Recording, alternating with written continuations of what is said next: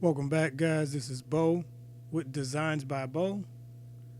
Please ensure that you watch my videos all the way through so that you get all of the information that's in the videos. Please subscribe today, it's totally free. Good reason for you guys to subscribe is to have a reference back to where you found this information at. If you subscribe, you'll always know exactly where to look when you need to refer back to the things that you learned or saw in this video. So please subscribe so that you guys are helping me out and you're able to have a reference point for anything you need to learn about using Inkscape. I try to release videos at least 3 to 5 times a week. Sometimes it'll be more than that, but it will be at least 3 videos per week. So if you subscribe, you guys will be notified of any videos that are released, whether it's 3 or more. So that being said, let's get into the video. In this video, guys, I'll be showing you how to make a zebra print overlay for your designs, and we'll do the overlay over text, but there's many things you can place this overlay on. To get started, what I did was I went and found a free image, stock photo image of a zebra, so that we can pull the pattern off of it. And if you see, this is a beautiful animal.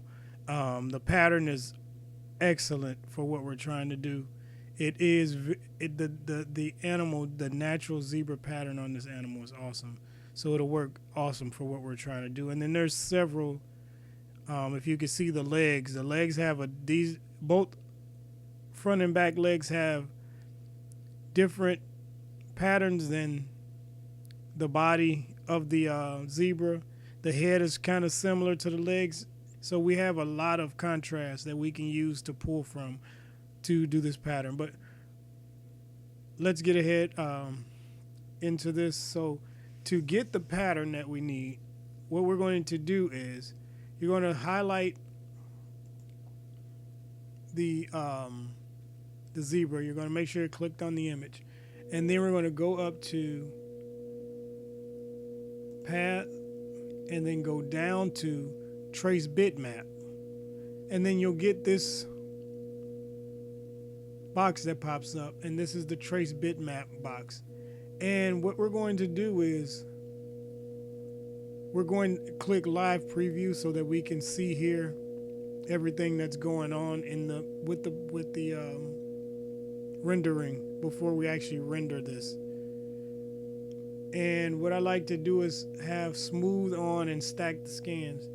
And I want to get grays because we don't need all of the color that's in here. We really only need black, but that's why I go and use grays so that it pulls the grays and the blacks as dark of a gray as it can get, which is technically a black, but it'll pull these covers. And then the amount of scans will show you how many different gray colors it will pull from.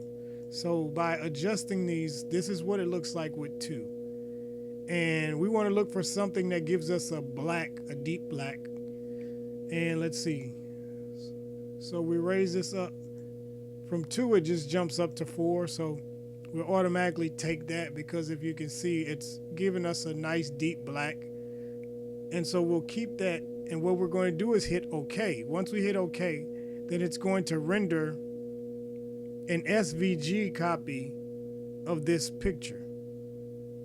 And you'll see this will go, the OK will go away, and it'll have stop will be highlighted because it'll be rendering, and then you can actually stop it from rendering. But we'll do that. Sometimes it goes quickly, sometimes it doesn't. And this your image has to be selected and for it to show up here.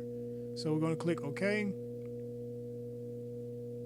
And just like that, couple seconds, we have our zebra print, and it gave us our 4 scans. And really what we want to do is we won't need, but instead of the 4 scans, I'll show you them, but we won't use but with the darkest one, and that'll be a black. So now that we're done with this, we just come here and hit the X and close that out. Now I'll zoom out a little bit And then I'll just grab this and drag this over. This image, you can just click on it and then hit delete because we no longer need that. Now you have 4 scans, which means you have 4 different colors that were scanned and pulled out of that image. And since we're using grays, these are 4 different grays. So to separate them, you're just going to double click the image. And then now nothing's selected. So at this point, everything that was a part of that one image have now been divided into each individual color. So we should have 4. So I just grab and drag them out. And that's 2. And then you have your background is 3. And then this one is 4. So you have 4 different colors. This one was the background, the bottom left. And then you have the different colors in the image that were processed as grays. So we don't need these 3. So you can just click on these and then delete. And what we want is this image here. Now this image, since it's been turned into a SVG or a vector image, if you double click on it, it'll show you all of the nodes that were used to create this duplicate of the image, but as a SVG file. So by double clicking it, you'll see what I mean. And each of these, and to scroll in, I just hold Control and then scroll up on the mouse, or to scroll out, you hit hold Control, scroll down. And I did that just so you guys can see the details. All of these nodes are points where there's variances in the lines, curves, lines, and all that, where the line changes direction mainly. But what we want to do is we want to pick a part of the pattern. I'm just going to click off of this to get the nodes away. We're going to pick a part of the pattern that we want to use, and for the most part, all of the stray objects that are around the animal, I'm going to get rid of those, and I'm just going to keep the main body of the animal. We don't need the tail, so I'll get rid of that as well, and I'll do that and show you guys exactly what I mean. So I click back on it, still having this edit paths node arrow selected. So I'm just going to go take this and drag it over all of these nodes, and they're all selected, including some of it that's on the top of the animal, and then just hit delete. That gets rid of all of those nodes, and you're just going to get all the stray nodes. You're going to select them and then delete. And I'm just going to cut off the tail, and to get rid of this, just click, hold, and just drag this up to the original place. That eliminates that whole thing. And then for the bottom part, I'm going to take about this much of the legs and everything off. And we can actually click this one since we know where that's at, and then delete. So here we have, and then up here, there's no need to do this, but I'll go ahead and do the same thing by clicking these and dragging them into a point where they're not visible. So okay, now we have the zebra and the pattern of the zebra that we want to use to work with. Now to get this pattern onto a design, in this case we're going to use text. I'm just going to move this around a little bit, zoom out a tad bit so we have more space, and then I'm just going to pick some text. And for the text, I'm just going to use Arial, and then we'll change that Arial to heavy. Yeah, I think I lost mine. Let's see, and then we'll just type in the word zebra. Now, here's our text. Now to make this pop, we can add a border around this text to give it some extra pop for our design, or we can just leave it like this. But I'll show you guys both ways. So I'm just going to select both of these and then hit Control D, which duplicates it. And I'll just pull this one to the side so that we can have a copy of that, so that we can play with that one later. And I'll do it the basic way first and just show you without any border or anything how the pattern would look. And next we'll add some border to that one. So starting off, what we want to do is enlarge this zebra text, and then we can play around with the design. So what I'm going to do is hit Control and hold Control and then pull down to enlarge the text. And this is so we can get more detail. And what else I'm going to do is click on the zebra, because now we want to use the zebra as our overlay. And then we're just going to turn it to a different color, and I'm just going to pick something real bright that pops out so that we can actually see the difference in the design, and then change it to that color. And we want to make sure this one is on top, so we're going to go here, click on the image, go up to where it says raise selection to the top, and then click that, and now the zebra layer is on the top. Now to get the pattern, we want the pattern to go over the whole word zebra. So we're just going to hold Control and then just drag either of these nodes into a direction that works for you. And you can play with this to get it pretty much the way you want it. You can actually leave the print of the animal in the design, or you can just do different things like this with it. So what I'm going to do is, let's see, that pattern looks not too bad.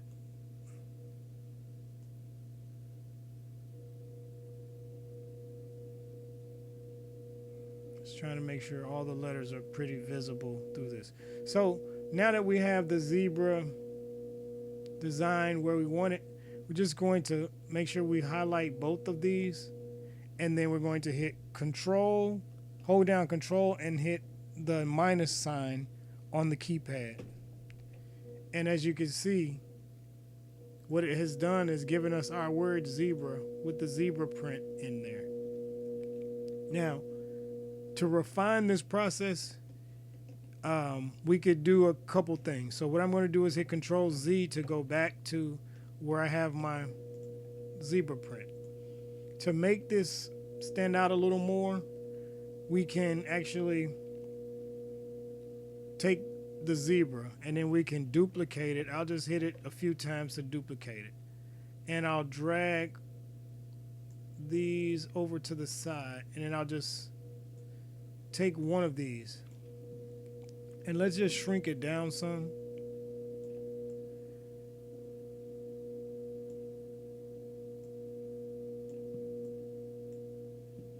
And let's see what we can do as far as stretching this out and getting the pattern to basically fit over.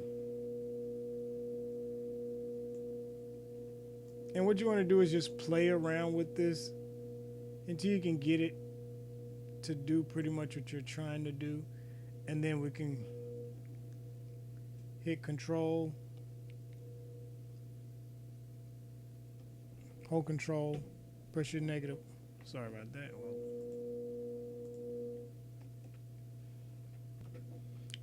Sorry about that, guys. I duplicated that somehow. Missed a step, but these two. So here's your zebra. Okay, guys, so we have the zebra. The Z here is done.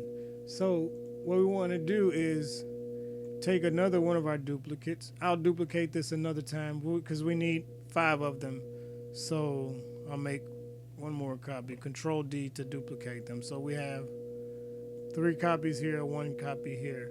So what we're going to do is we're going to do that same thing with each of the letters. We're going to position this the best we can to give it the best effect over the letters, just moving it around so that none of this overlaps what we've already done or the letters that we have not done. So this is a good this will do for what we're doing. So we're going to do the same thing. Make sure this is on top. Hold down shift and click on the text. That'll select everything. And then we're going to do control and the minus key. And now we have our next letter the same way. And then we're going to just do that again. Take our design, stretch it out, find what we want to use of the pattern, and then I'll flip this one just to give it a little more contrast. It's pretty much the same direction as the other one.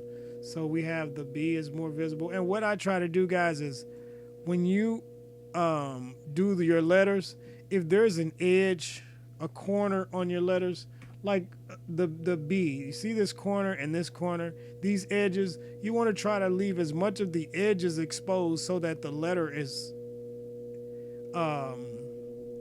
legible, so that you can see what the letter is that you're working on, what that you've rendered after it's done. So again, this is where I want it. Hit that, and then hit shift and click on the text, and then we're going to do the same thing, control minus key. Now we have the B done, and then we're just going to do that a couple more times. We're just going to do it real fast without really instructing you guys on it, and get a little bit of contrast. You see how this foot goes over our letter? We don't want that. So we just want to pick parts that'll not give us any overlaps over our other letters or whatever we're trying to do. So let's see if I can get something out of this R. So I'm going to shrink this down, and then we'll try to do that and see how that plays. Let's leave some of these corners, like I was saying, all over. Okay. And that was a great one. That one looked really good. I like the way that turned out. And for this one, since it's the last one, there's like not a lot of work that has to be done. Let's see if we can get a good amount of this. I'll try to stretch that a little so I can have a little space in there. Yeah, that's good. Right there. And shift negative. And guys, this is how the zebra turned out for the first one. Now we can put some contrast behind this that'll make these letters pop out more, and I'm going to show you guys how to do that. So I've already copied this,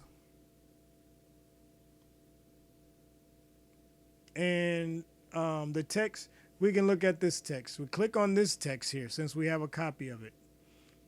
This will be our background. We'll just use this for our background. I clicked on this, and we can go up here to the top, to the width and the height, and we need to see what our width and height is.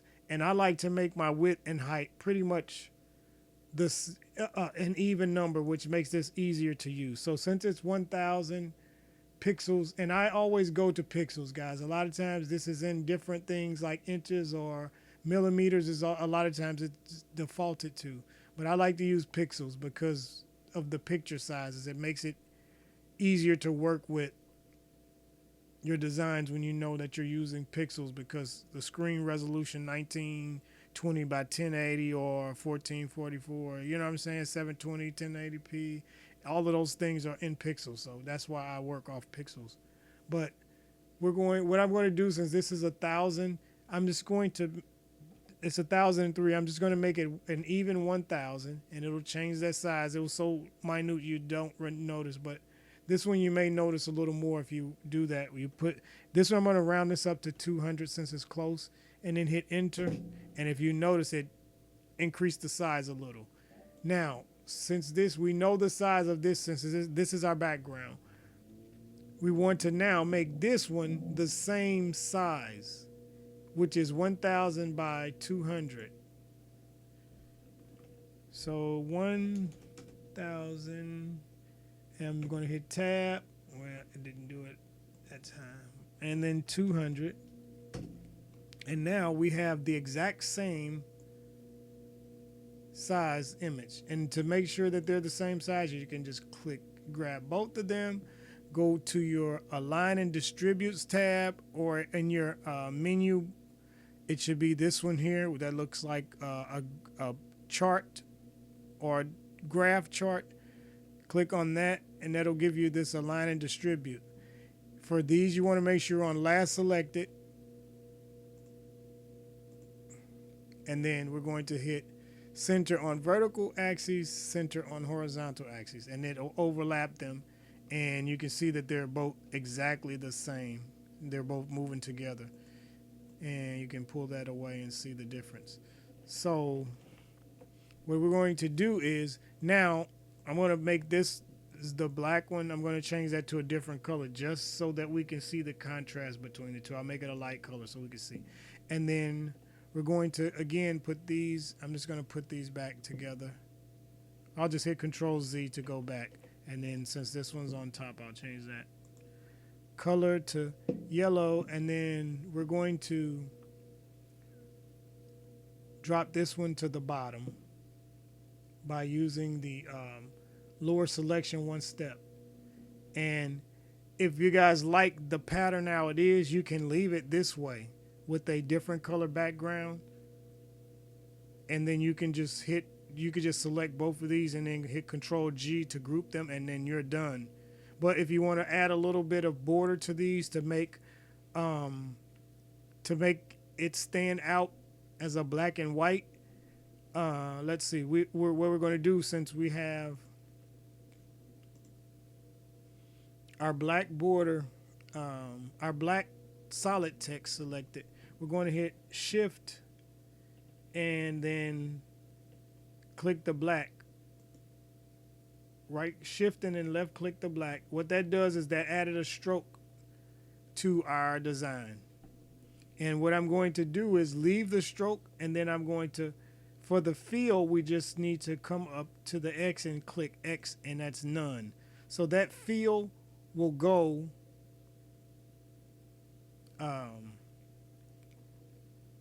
the fill will go away. So all you have now, okay, we did that backwards. Okay, we want to make sure that this is black. The solid color is black. Is the shift and hold shift and click the black. Then we have the outline of this one. This is the one we want.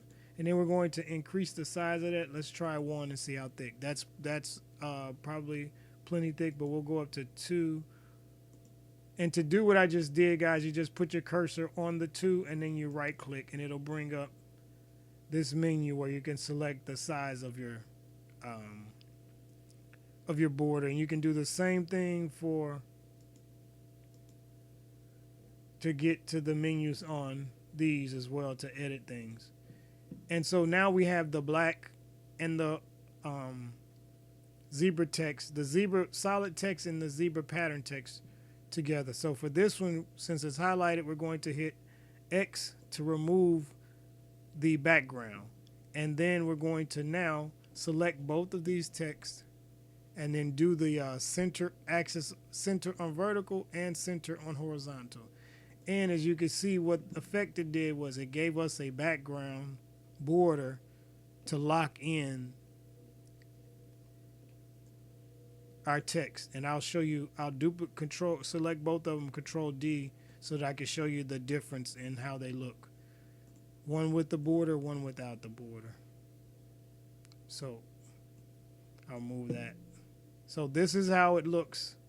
You have the same exact text, but one has the border and one doesn't have the border.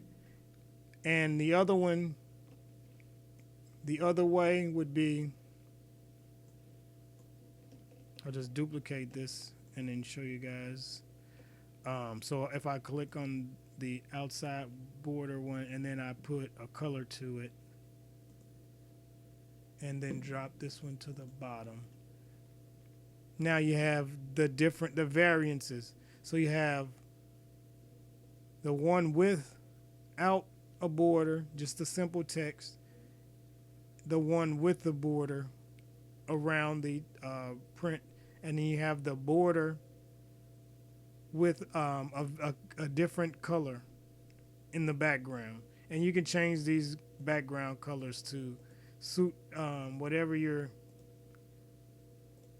doing.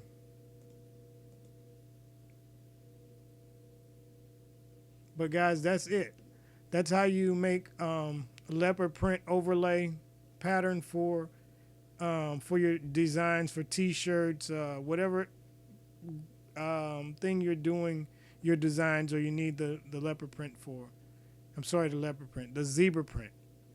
And I'll do a few of these with different prints from different things so you guys can see, and I'll make a playlist of them so that they'll be organized where you can just go through the playlist.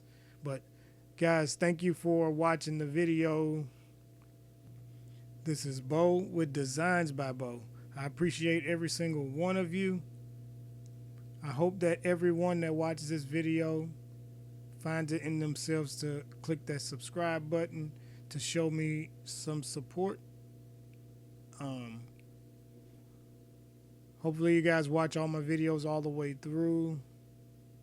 Again, I try to release videos at least 3 a week. A lot of times it'll be more than that, but that's my goal for this channel. So thank you guys again, and we'll see you on the next one.